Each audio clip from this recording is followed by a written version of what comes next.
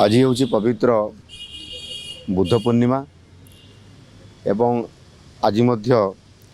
ओडिशार जड़े महान स्रष्टा सांताली समाजर किंवदंती पुरुष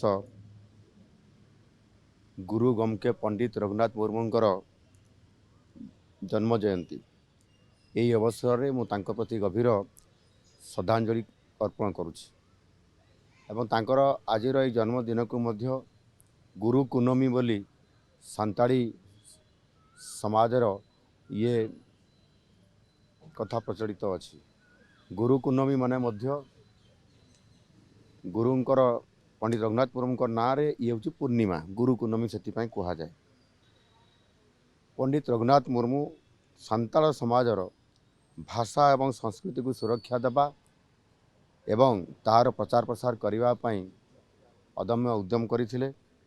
एवं तांकर ये उद्यम सफल होता। 1925 मसीह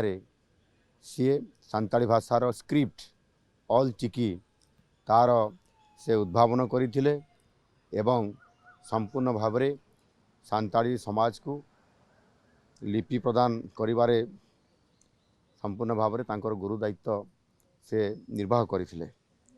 सांताली भाषा को समृद्ध करने सी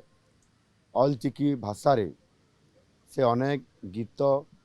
नाटक एवं पाठ्यपुस्तक मध्य रचना करथिले। यार प्रचार प्रसार करने से सांताली भाषाभाषी अधिष्ठित अंचल को अर्थात ओडिशा समेत झारखंड बिहार आसाम ये सब अंचल अनेक जो सांताली समाजर लोक अच्छा पाखक जाई लिपिर आवश्यकता संपर्क एवं लिपि को समस्त पाखे पहुँचेबा एवं ता माध्यम लिटरेचर को डेवलप करवा साहित्य सृष्टि करवा एवं लोक मान को सुशिक्षित करवा ये समस्त कथा को से पूरा तांको जीवन सारा ये काम से करथिले। आज तांकर ये जो ऑल चिकी स्रष्टा हिसाब रे आज तांकर जो अमूल्य अवदान पाई आज सारा सांताल समाज आदिवासी समाज आज गर्वित एवं उपकृत मध्य। यही गुरु गमकेंकर पंडित रघुनाथ मुर्मूंकर तांकर महान लक्ष्य को आहुरी आग को नापी आम सरकार मध्य ऑल चिकी लिपि एवं सांताली भाषार प्रसार पाई मध्य प्रतिश्रुतिबद्ध एवं जो अंचल सांताली भाषाभाषीर आमर पिला माने अछंती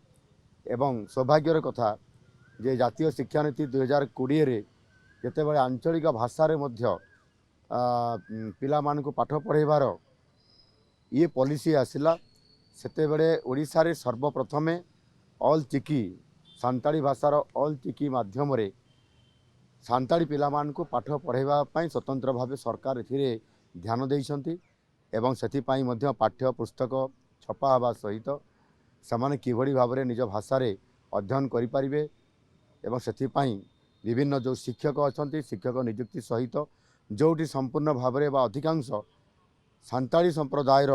छात्र माने अछंती छात्र छात्री माने अछंती से जगार सांताली भाषा रे तांकर निज लैंग्वेज रे ही पाठ पढ़ाया पई सरकार मध्य विधि बाबद निष्पत्ति नैछंती। आगामी दिन रे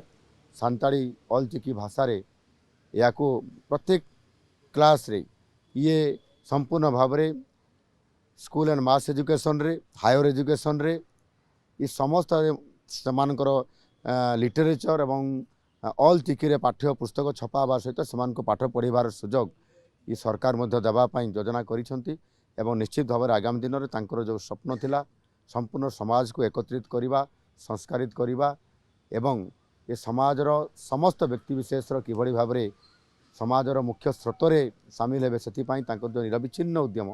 ताहा उपरे जो फोकस करिसेंती निश्चित भाव में आम सरकार तांकर स्वप्न को एवं तांकर जो मिशन थिला ताकू पूरा करिवे।